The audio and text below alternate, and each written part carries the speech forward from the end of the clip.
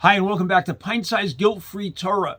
I'm going to read a beautiful story from this book. It's really written for family of the man who wrote it, Leopold Oppenheimer.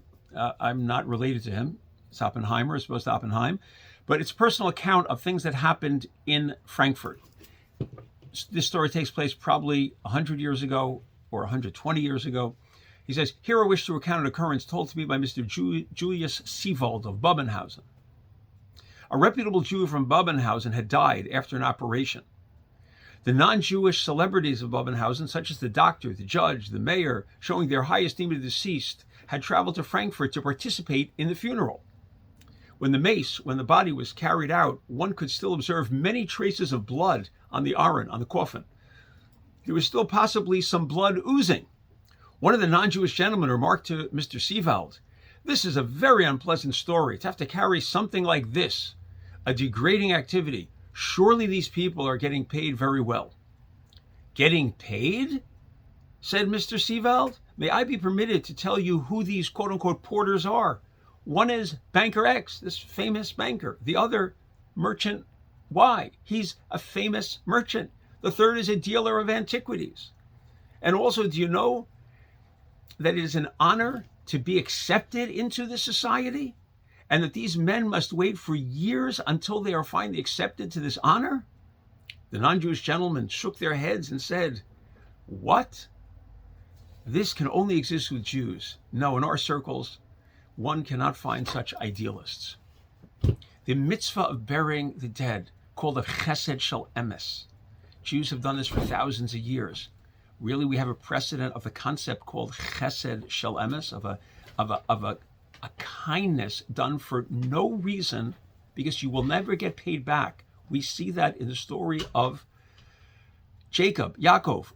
He's about to pass away, and he calls in Joseph, his son, and he says, 'I'd like you to do for me,' the word vasisa imadi chesed ve'emes. 'I'd like you to do for me a kindness,' literally kindness and truth.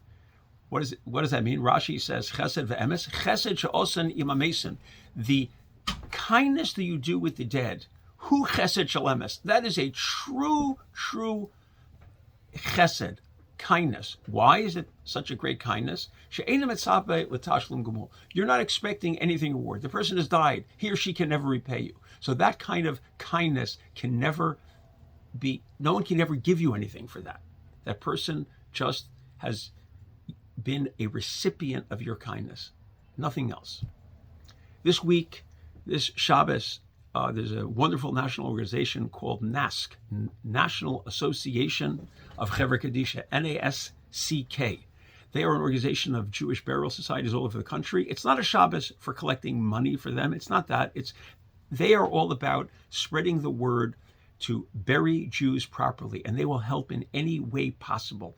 If you know a Jewish woman in Wyoming who somehow you discovered and you talked to her and she says she'd like a Jewish burial, doesn't have any money, they will make it happen. They can make anything happen. I know with my own parents, when they passed away, they were instrumental in helping me overcome certain hoops we needed to overcome. They're a wonderful organization, just doing it to help Jews and to fulfill this mitzvah. So this Shabbos is dedicated to Chevra Kadisha, to participating in this wonderful mitzvah. Now, lest you say, well, I can't really be part of the burial society because I can't deal with a dead body. It freaks me out. Well, there are many other ways to help. You can participate in the funeral. You can donate your time as a shomer or a shomeres to a guard to watch the body. For example, when the coffin is just sitting there before the funeral, somebody stays with it, or maybe it's even in the refrigerator. You don't even have to go near it, but you could be a guard. You can provide support for people sitting shiva.